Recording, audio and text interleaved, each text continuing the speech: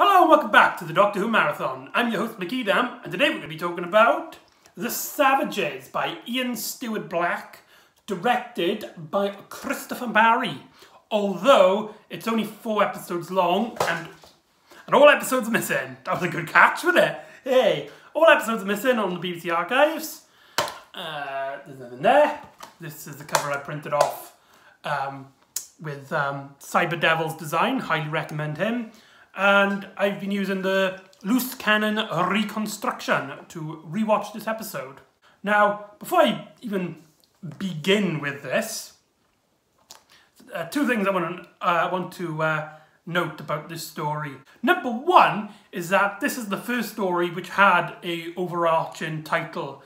Before in the series, each episode would have its own little title, and then sometimes the production team would give it a overall title, or the fans would have to come up with an overall title. But this is the first one where, like, episode 1 is called The Savages episode 1, episode 2 is called The Savages episode 2, and the thing and all that.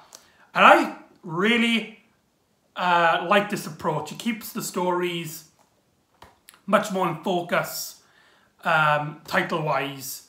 So it keeps everything more, each of the stories of their own, so they can focus on it more. And as well, the music in this story is the second thing I want to note, is absolutely incredible.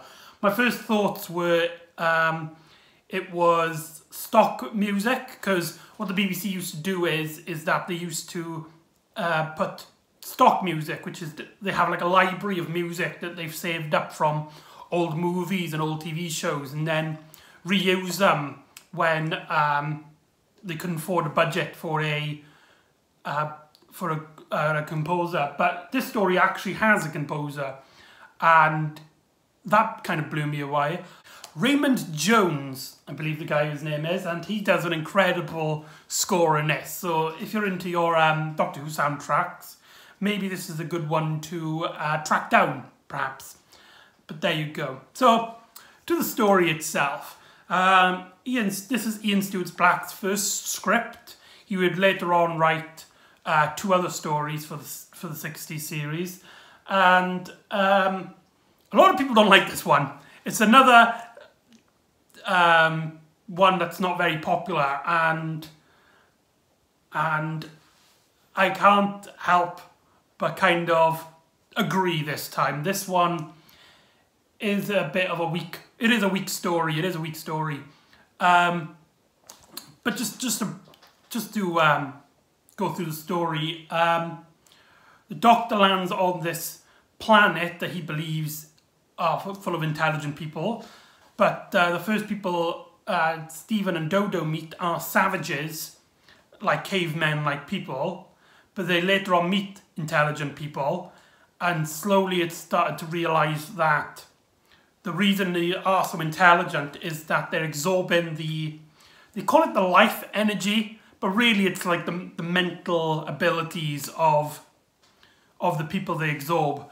And what they do is they take these savages, absorb all their their life force, and then send them back out until they're ready to be taken again.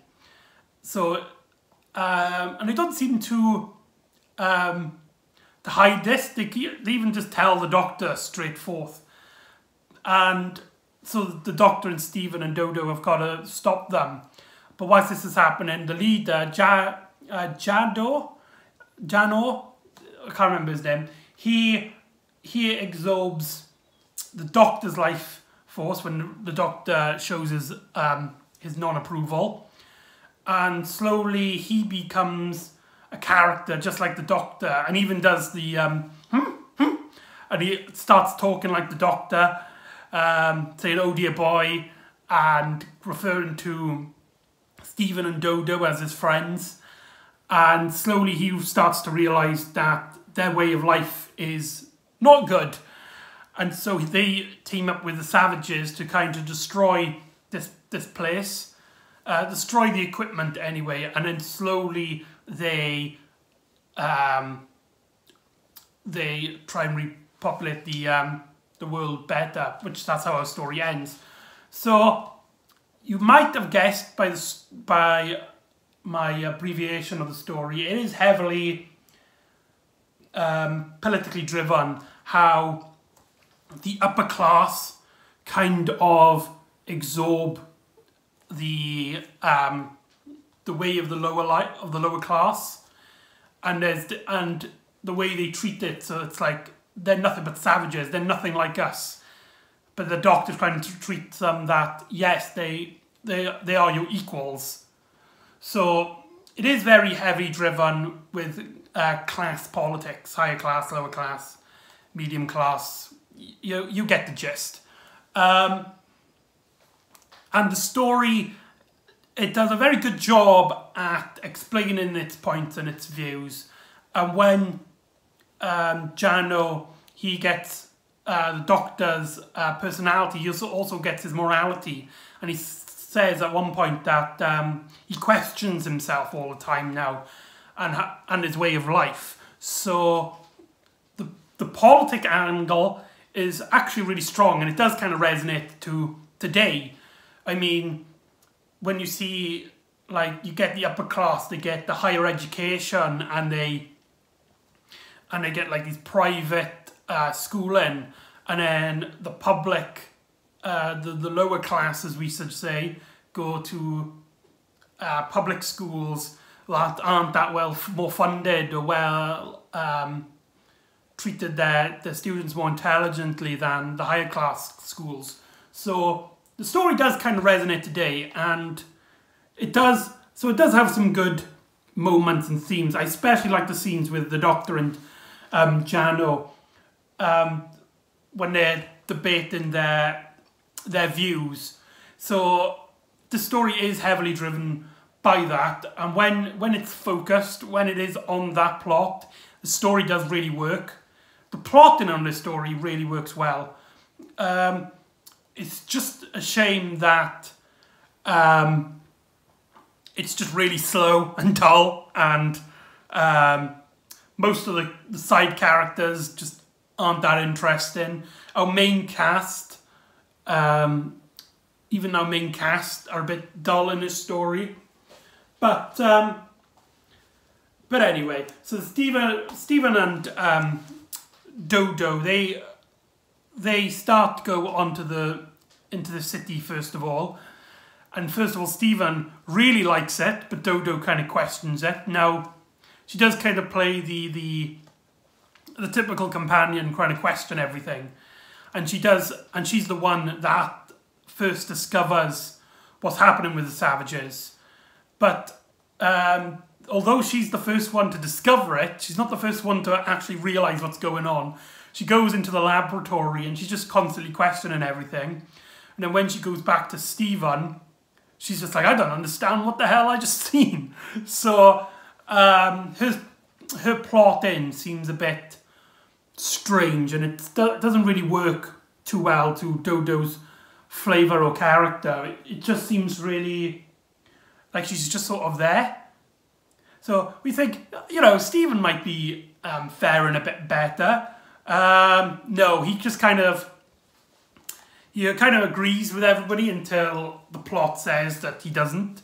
And then when he teams up with the savages, he's basically a soldier character, which is fine, but just a character who is like a leader character. He tells everybody what to do and stuff. And it shows that Stephen is a very intelligent guy and he goes through it, but emotionally there's nothing there. He just makes the plans. There's nothing really interesting for his character to do in terms of revealing moments of his character. So it is, when it cuts to them two, it becomes a very dull experience, apart from maybe the first half of the first episode where we are revealed all these plot elements with Dodo with the laboratory. But like I said, she doesn't technically learn anything, so it just kind of fades off. And as well, another thing I noticed on my second viewing of this, because I watched it before when I first watched all these Doctor Who stories, and it completely completely forgot about it as soon as I watched it the first time. And the second time I kind of noticed as well, these people, the citizens of the city, they are supposed to be like the really intelligent ones. But Stephen and Dodo, they get shown around by these two characters, and they're completely stupid. They're so obviously lying to them, and when Dodo goes missing, they're so shady that no one is going to believe them, apart from Stephen apparently.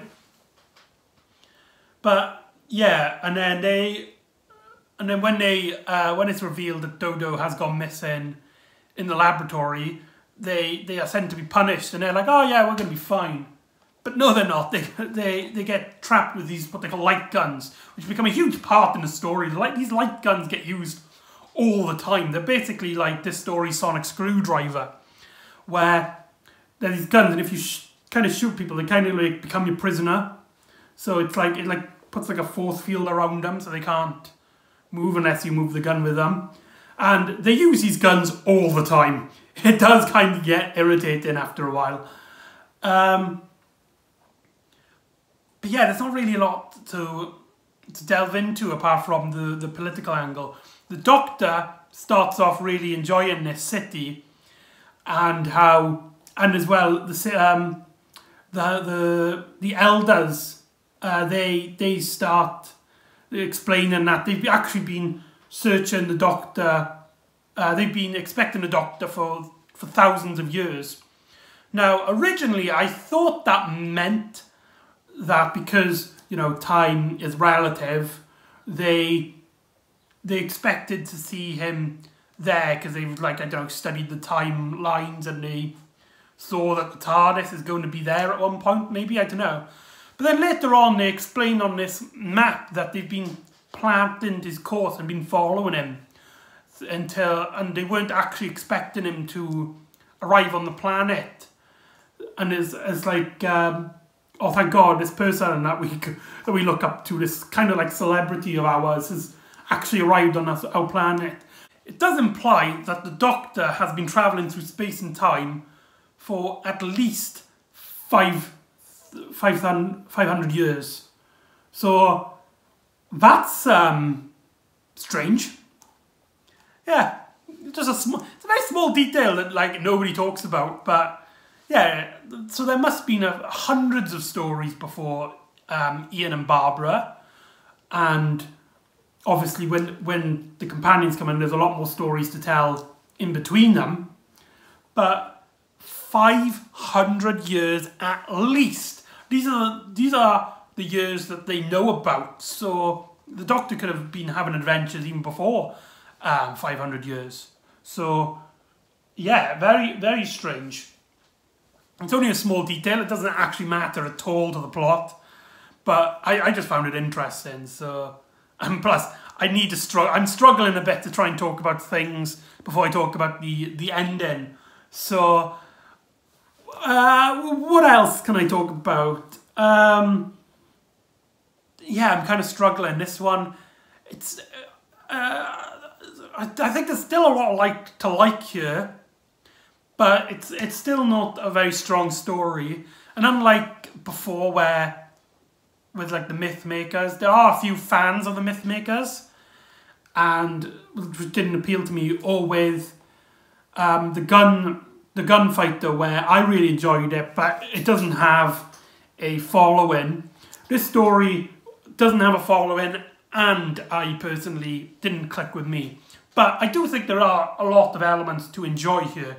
So check it out. And if you do like The Savages, please let me know. I love it when people have very unpopular opinions. And I love hearing about stuff like when people like a story that a lot of people, including myself, don't like.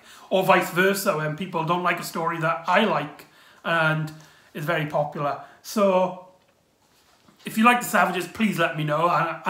And we can have like a nice debate about it. But yeah, I'm kind of struggling to even talk about the plot, really.